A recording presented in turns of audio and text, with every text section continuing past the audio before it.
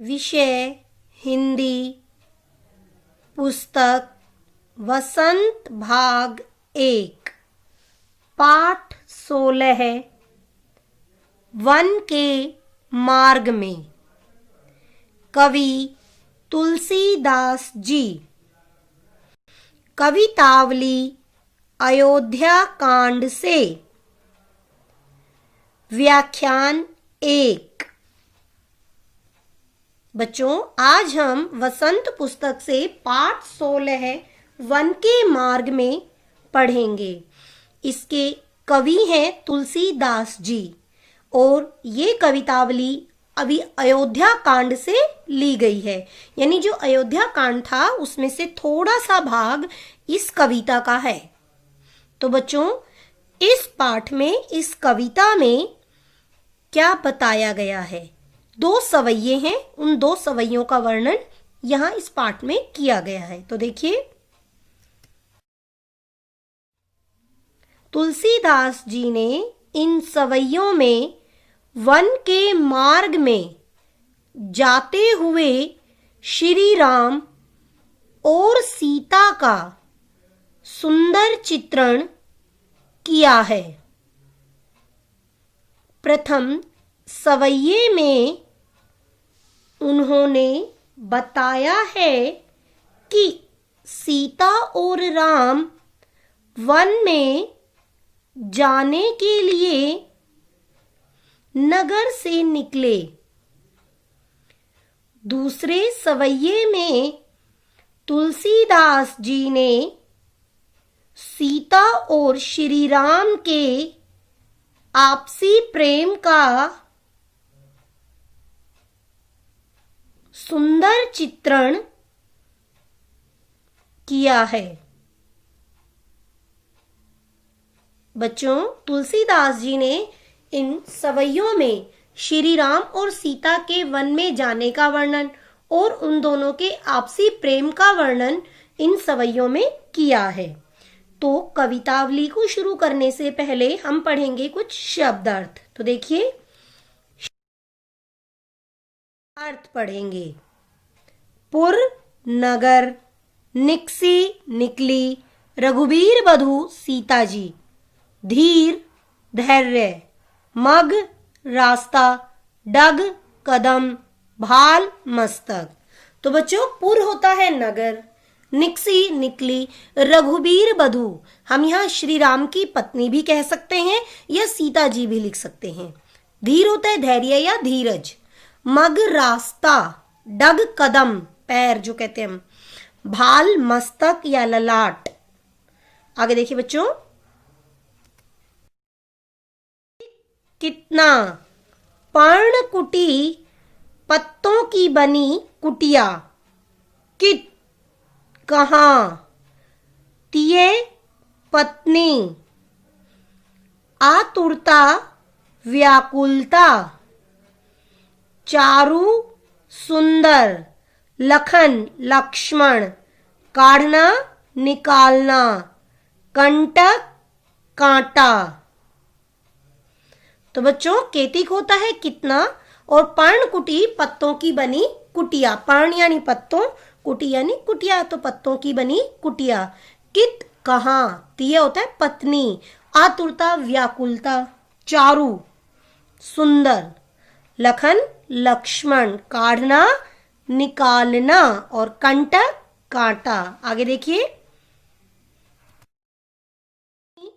बूंदे, पुट होंठ, बूझती पूछती हैं, नेहू प्रेम, तनु शरीर, वारी पानी, विलोचन आंखें। तो बच्चों, कनी बूंदें, पुट होंठ, बूझती पूछती हैं, नेहू प्रेम, तनु शरीर, देह तन काया होता है ना, शरीर, वारी पानी, विलोचन आंखें, चक्षु भी होता है आंखें। तो बच्चों, अब हम पढ़ेंगे कविता।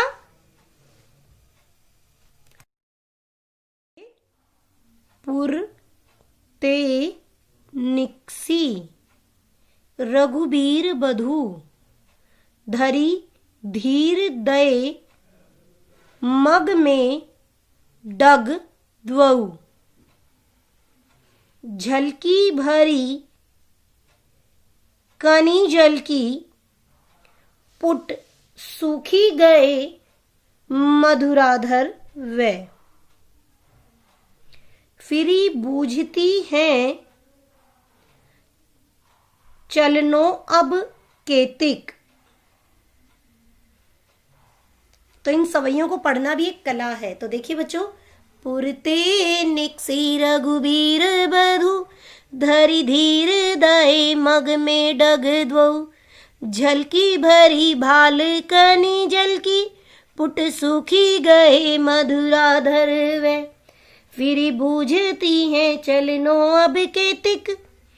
तो बच्चों ये है पंक्तियां। अर्थ देखिए अब। पुर होता है नगर, निकसी निकली, रघुबीर बधू श्री राम की पत्नी या सीता जी, धरी धारण करके, और धीर होता है बच्चों धैर्य, मग रास्ता, डग कदम, द्वौ दो, झलकी दिखाई दी, भाल होता है मस्तक, कनी बूंदें जल की यानी पानी की, पुट सूखी गए, पुट होता है होठ, सूखी गए सूख गए, मधुराधर दोनों मधुर होठ, फिरी बूझती फिर रही हैं चलनो अब केतिक, अब और कितनी दूर चलना है। तो देखिए, पुरते निकसी रघुबीर बधू, महलों से निकली या नगर से निकली रघुबीर की पत्नी यानी सीता जी, धरी धीर दये, धैर्य को धारण करके, मग में डग द्वौ, दो कदम ही चली थी, रास्ते में दो कदम ही चली थी, झलकी भरी भाल कनी जल की, यानी जो उनके मस्तक पर जल की बूंदें दिखाई देने लगी। तो बच्चों आगे है पुट सूखी गए मधुराधर वे, उनके जो मधुर होंठ थे दोनों वो सूख गए थे। फिर ही बूझती हैं और वे बूझने पूछने लगी चलनो अब केतिक, अब और कितनी दूर चलना है। वे श्री राम से पूछती हैं कि अब और कितनी दूर चलना है। तो देखिए, कवि कहते हैं कि महलों से निकली रघुबीर की पत्नी सीता जी दो कदम ही रास्ते में चली थी कि उनके माथे से पसीने की बूंदें दिखाई देने लगी और उनके दोनों मधुर होंठ सूख गए। यानी दो कदम चलने पर ही उनके माथे से पसीना बहने लगा और उनके जो मधुर होंठ थे दोनों वो सूख गए थे। और थोड़ी दूर चलने पर ही वो पूछने लगी कि अब हमें और कितनी दूर चलना है। तो पुरते निकसी रघुबीर बधू धरि धीर दये मग में डग द्वौ झलकी भरी भाल कनी जल की पुट सूखी गए मधुराधर वे फिर बूझती हैं चलनो अब केतिक। ये पंक्तियां हैं जो इनका उच्चारण किया जाता है अलग ढंग से होता है। तो बच्चों इसका अर्थ है कि महलों से निकली सीता जी दो कदम ही चली थी कि उनके माथे से पसीने की बूंदें दिखाई देने लगी और उनके दोनों मधुर होंठ सूख गए। और थोड़ी दूर चलने पर ही वे श्री राम से पूछने लगी कि अब हमें और कितनी दूर चलना है। तो देखिए हिंदी। कवि कहते हैं कि महलों में रहने वाली सीता जी नगर से निकलकर धैर्य धारण करके रास्ते में दो कदम ही चली थीं कि उनके माथे पर पसीने की बूंदें छलक आई और उनके दोनों मधुर होंठ सूख गए। फिर वे श्री राम से पूछती हैं कि हे प्रिय, अभी और कितनी दूर चलना है। तो बच्चों, प्रथम सवैये में कवि कहते हैं कि महलों में रहने वाली सीता जी थोड़ी दूर चलने पर ही धैर्य को धारण करके रास्ते में 2 कदम ही चली थी कि उनके माथे से पसीने की बूंदें छलक आई और उनके दोनों मधुर होंठ सूख गए। और वे श्री राम से पूछती हैं कि हे प्रिय, अभी और कितनी दूर चलना है। तो अब हम पढ़ेंगे आगे की पंक्तियां। पर्णकुटी करी हो कित हुए, तिये की लखी आतुरता पिए की। अखियां अति चारु चली, जल चुए। देखिए इसका उच्चारण, पर्णकुटी करी हो कित हुए, तिये की लखी आतुरता पिए की। अखियां अति चारु चली जल चुए। पर्णकुटी पत्तों की बनी कुटिया, करी हो कहाँ है, तिये यानी पत्नी, आतुरता व्याकुलता पिए प्रिय की। अखियां अति चारु चली जल चुए। तो अखियां यहाँ आंखें, अति बहुत, चारु सुंदर, जल जल चुए है। तो देखिए इसकी हिंदी देखिए बच्चों, आराम करने के लिए पत्तों की कुटिया कहाँ बनाएंगे। पर्णकुटी करी हो कित हुए, यानी पत्तों की कुटिया कहाँ बनाएंगे।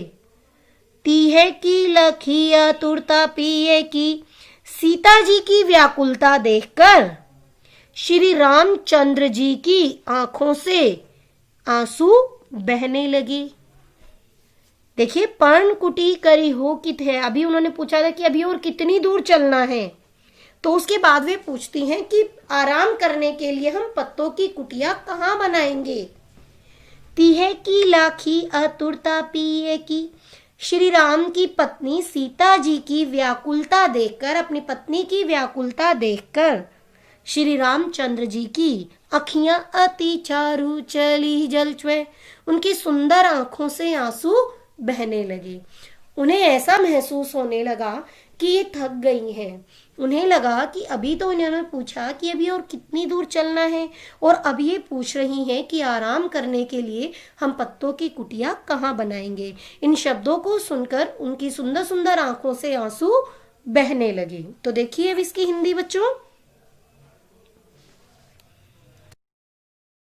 और आराम करने के लिए पत्तों की कुटिया कहाँ बनाएंगे। पत्नी सीता जी की व्याकुलता देखकर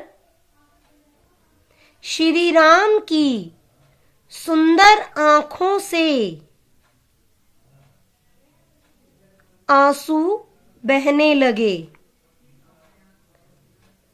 तो बच्चों, आराम करने के लिए पत्तों की कुटिया कहाँ बनाएंगे, इस तरह के वचन सुनकर, शब्द सुनकर श्री राम की सुंदर आंखों से आंसू बहने लगे, और अपनी पत्नी की व्याकुलता देखकर उनकी सुंदर सुंदर आंखें जो हैं वो अश्रु से बहने लगी।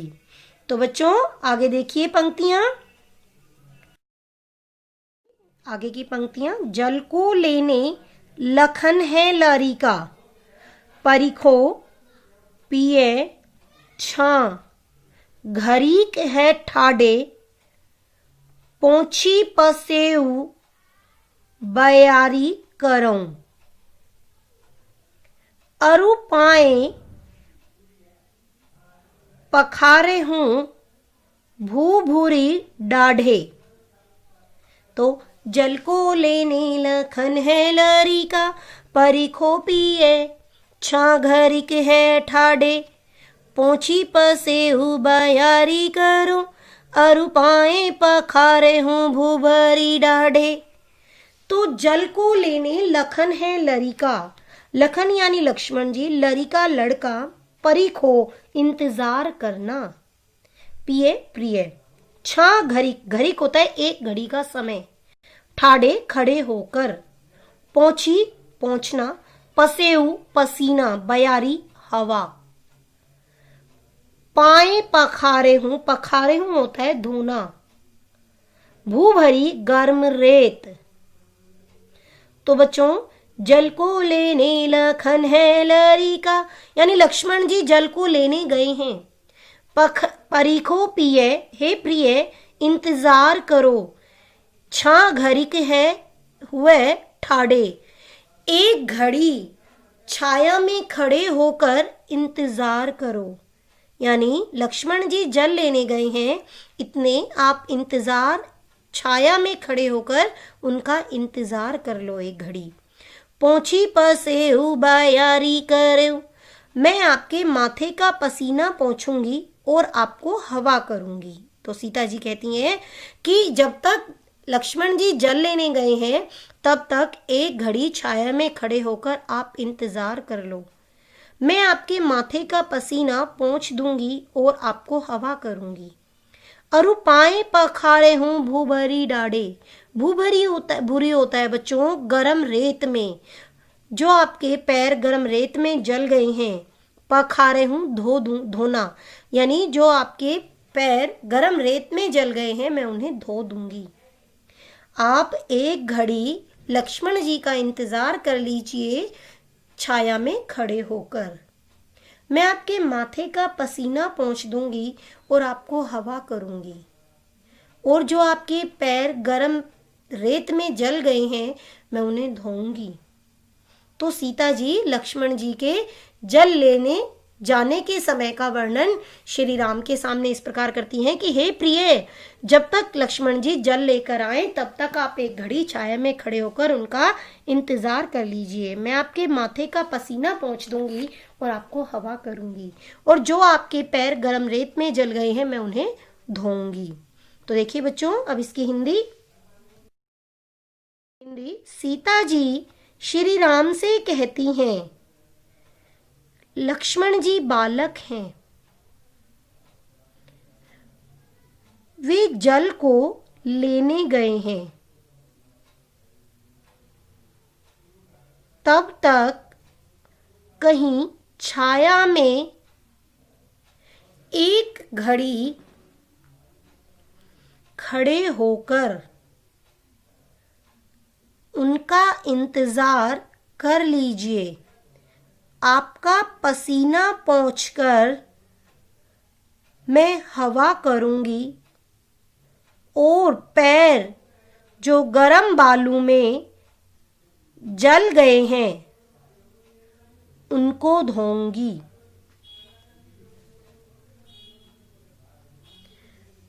तो बच्चों सीता जी श्री राम के सामने कहती हैं कि लक्ष्मण जी बालक हैं, वे जल को लेने गए हैं, जब तक वे जल लेने गए हैं तब तक आप एक घड़ी छाया में खड़े होकर उनका इंतजार कर लीजिए और मैं आपका पसीना पोंछकर आपको हवा करूंगी और आपकी जो पैर गरम बालू में जल गए हैं, रेत में जल गए हैं, मैं उन्हें भी धोऊंगी।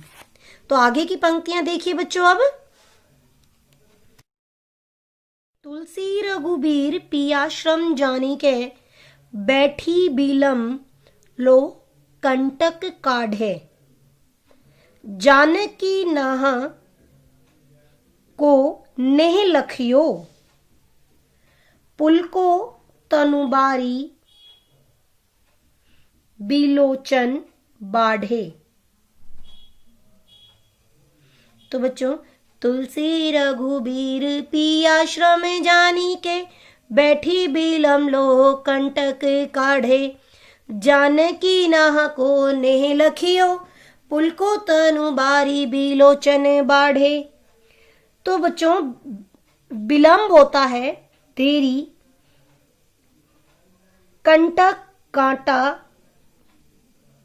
काढ़ना निकालना, नेह प्रेम, लखियो देखकर, तनु शरीर, बारी यानी वारी, वारी होता है पानी, बिलोचन आंखें। तो बच्चों तुलसी रघुबीर पियाश्रम जानी के, तुलसीदास जी कहते हैं रघुबीर की पत्नी यानी सीता जी की थकावट को देखकर बैठी बीलम लोह कंटक काढ़े। राम बड़ी देर तक पैरों से कांटे निकालने का अभिनय करने लगे। जानकी नाह को नेह लखियो। सीता जी ने राम का यह प्रेम जब देखा, नेह प्रेम सीता जी ने, जानकी यानी सीता जी, जानकी ने जब श्री राम का ये प्रेम देखा तो उनका शरीर, तनु शरीर प्रफुल्लित हो गया, बिलोचन बाढ़े और उनकी आंखों से आंसू भर आए। तो देखिए, तुलसी रघुबीर पिया श्रम जानी के, तुलसीदास जी कहते हैं श्री राम अपनी पत्नी यानी जानकी सीता जी की व्याकुलता देखकर, थकावट को देखकर बैठी बीलम लो कंठक काढ़े, देरी तक पैरों से कांटे निकालने का अभिनय करते रहे। जानकी नाह को नेह लखियो। सीता जी ने राम का यह प्रेम, जानकी नाह को, सीता जी ने श्री राम का यह प्रेम, नेह प्रेम लखियो देखकर, पुलको तनु बारी बीलोचन बाढ़े, उनका शरीर जो है, तन जो है वो प्रफुल्लित, रोमांचित हो गया और उनकी आंखों से आंसू बहने लगे। तो बच्चों, तुलसीदास जी कहते हैं कि सीता जी की थकावट को देखकर श्री राम देर तक बैठकर पैरों से कांटे निकालने का अभिनय करने लगे। और सीता जी को जब यह प्रेम पता चला, यह जब उन्हें यह प्रेम दिखाई दिया तो उनका शरीर रोमांचित हो गया और उनकी आंखों से आंसू बहने लगे या उनकी आंखों से आंसू भर आए। तो अब इसकी हिंदी देखिए बच्चों। तुलसीदास जी कहते हैं कि सीता जी की थकावट को देखकर राम बड़ी देर तक पैरों से कांटे निकालने का अभिनय करते रहे। सीता जी ने राम का यह प्रेम जब देखा तो उनका शरीर रोमांचित हो गया और आंखों से आंसू भर आए, और उनकी आंखों में आंसू भर आए। तो बच्चों, इस सवैये में सीता और श्री राम के प्रेम का अद्भुत वर्णन है कि जब सीता जी को थका हुआ उन्होंने देखा श्री राम ने, तो वो भी देर तक अपने पैरों से कांटे निकालने का अभिनय करते रहे, क्योंकि उन्हें लगा कि जब तक मैं बैठा रहूंगा तब तक सीता जी बैठी रहेंगी। और जब सीता जी को यह मालूम हुआ कि वे तो अभिनय कर रहे हैं, उनके प्रति अपने प्रेम को देखकर उनका शरीर रोमांचित हो गया और उनकी आंखों में आंसू भर आए। तो ये है कवितावली से कुछ पंक्तियां। अब हम पढ़ेंगे इससे संबंधित प्रश्नोत्तर।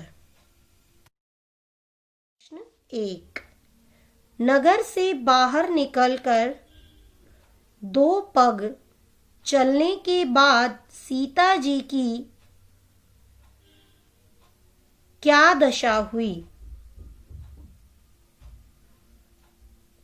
उत्तर, नगर से बाहर निकलकर 2 पग चलने के बाद सीता जी के माथे पर पसीने की बूंदें छलक आईं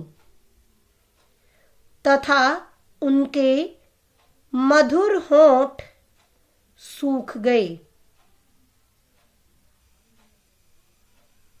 तो बच्चों, प्रथम सवैये में हमने पढ़ा कि नगर से बाहर निकलकर 2 पग चलने के बाद सीता जी के माथे पर पसीने की बूंदें छलक आई और उनके मधुर होंठ सूख गए। तो देखिए अब अगला प्रश्न बच्चों। प्रश्न 2, अब और कितनी दूर चलना है? पर्णकुटी कहाँ बनाइएगा? किसने पूछा और क्यों?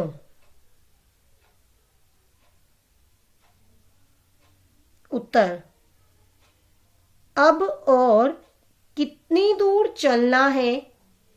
पर्णकुटी कहाँ बनाइएगा? यह बात सीता जी ने श्री राम से पूछी क्योंकि उनके माथे पर पसीने की बूंदें छलक रही थीं और उनके मधुर होंठ सूख गए थे। उन्हें थकान लग रही थी।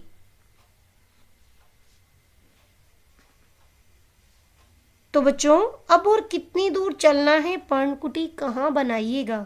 यह बात सीता जी ने श्री राम से पूछी क्योंकि उनके माथे पर पसीने की बूंदें छलक आई थी और उनके मधुर होंठ सूख गए थे और उन्हें अब थकान लग रही थी। 3, राम ने थकी हुई सीता की क्या सहायता की? उत्तर, श्री राम सीता जी की सहायता करने के लिए बैठकर कांटे निकालने लगे ताकि इसी बहाने सीता जी को कुछ देर आराम करने का मौका मिल जाए और सीता जी की थकान कम हो जाए। तो बच्चों, श्री राम सीता जी की सहायता करने के लिए बैठकर कांटे निकालने का अभिनय करने लगे ताकि इसी बहाने सीता जी को और देर बैठकर आराम करने का मौका मिल जाए और सीता जी की थकान कम हो जाए।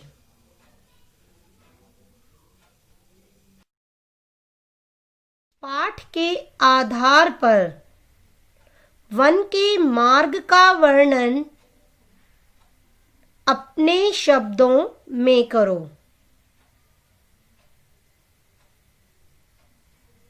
उत्तर, वन के मार्ग पर पैदल चलना पड़ता है। वन का रास्ता ऊंचा, नीचा तथा पथरीला होता है। उस पर धूल मिट्टी होती है जो धूप में तेज गरम हो जाती है, जिससे उस पर चलना बहुत मुश्किल हो जाता है। तो बच्चों, वन का रास्ता कैसा होता है? ऊंचा, नीचा और पथरीला होता है। उस पर धूल मिट्टी होती है उस पर चलना बहुत मुश्किल हो जाता है। तो बच्चों, अब हम पढ़ेंगे पाठ का गृह कार्य। गृह कार्य हिंदी पाठ 16 है। वन के मार्ग में के प्रश्नोत्तर याद करो व लिखो। बच्चों, आपको इसके प्रश्न उत्तर याद भी करने हैं और उन्हें अपनी कॉपी में लिखना है। बच्चों, आप अपना गृह कार्य करने के बाद मेरी मेल आईडी पर सेंड करोगे। धन्यवाद बच्चों। अब हम मिलेंगे अपने अगले व्याख्यान में।